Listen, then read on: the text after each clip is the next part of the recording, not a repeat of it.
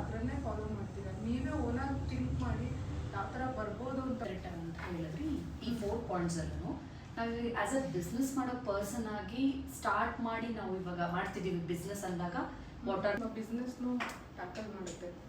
Because ನಾನು as a person ನನಗೆ ಏನು ಥ್ರೆಟ್ ಇರುತ್ತೆ ಅನ್ನೋದು ನಂಗೆ ತುಂಬ ಚೆನ್ನಾಗಿ ಗೊತ್ತಿರುತ್ತೆ. ಅದು ಬಿಸ್ನೆಸ್ಗೂ ಅಪ್ಲೈ ಆಗುತ್ತೆ. ನನ್ನ ಮೈಂಡ್ ಸೆಟ್ ಆಗಲಿ, ನನ್ನ ಕ್ರಿಯೇಟಿವಿಟಿ ಆಗಲಿ, ಅದು ಬಿಸ್ನೆಸ್ಸಲ್ಲೇ ಯೂಸ್ ಆಗುತ್ತೆ. ಬ್ರೈಟ್ನೆಸ್ ಬೇಕು, ಲೈಟಿಂಗ್ಸು. ಓಕೆ, ನೆಕ್ಸ್ಟು ಮತ್ತು ರೂಮ್ಸ್ ಲೊಕೇಶನ್ಸ್ ಅಂದರೆ ಆ ಟ್ರಯಲ್ ರೂಮ್ ಇರಬೇಕು. ಮತ್ತು ಮ್ಯಾನಿಕ್ಯೂನ್ಸ್ ಬಂದು material, that's not commented interior. Okay okay. ನಾನು ಆಚೆ ಡೋರ್ಗೆ ಹಾಕ್ಸಿರೋ ಗ್ಲಾಸು ಅದು ಇಂಟೀರಿಯರು. ನಾನು ಇಲ್ಲಿ ಸೀತಾ ಸಿಗ್ನೇಚರ್ ವಾಲ್ ಮಾಡಿಸಿರೋ ಇಂಟೀರಿಯರ್. ಸೊ ನೀವು ಅದರಲ್ಲೆಲ್ಲ ವಾಲ್ ಪೇಪರ್ ಇರೋದು ವಾಪಸ್ ಒಂದು ಇಂಟೀರಿಯರ್ ಇದಕ್ಕೆ ಕೈ ಹಾಕ್ತೀವಿ ಅಂದರೆ ಇದರಲ್ಲಿ ವುಡ್ ಸಪ್ರೇಟು, ಈ ಲೈನ್ಸ್ ಕಟ್ಟಿಂಗ್ ಸಪ್ರೇಟು, ಇದ್ರ ಮೇಲೆ ಮತ್ತೆ ಕೂತ್ಕೊಳ್ಳುತ್ತೆ.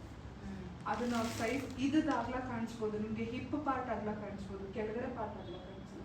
Unless they put can hard can ಹಾಕಿದ್ರೆ ಮಾತ್ರ ಅಷ್ಟು ಅಗ್ಲ ತೋರಿಸು. ಅಲ್ಲ ಬಾರ್ಬಿ ಗೌನ್ಸ್ ಅಂತ ಬರುತ್ತೆ. ಸೊ ಇದನ್ನೆಲ್ಲ ನೀಟಾಗಿ ಬ್ಯಾಲೆನ್ಸ್ ಮಾಡ್ಕೊಂಡು ಹೋದರೆ, and if you aware of all this points will be able to go to the next level.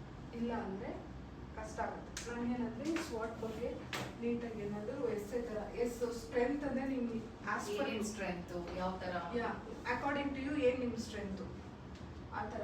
Weakness ಅಂದರೆ ಅಕಾರ್ಡಿಂಗ್ ಟು ಯು ನಿಮ್ಮ ವೀಕ್ನೆಸ್ ಏನಾಗುತ್ತೆ ಅಂತ, ಯಾವುದನ್ನ ನಿಮಗೆ ವೀಕ್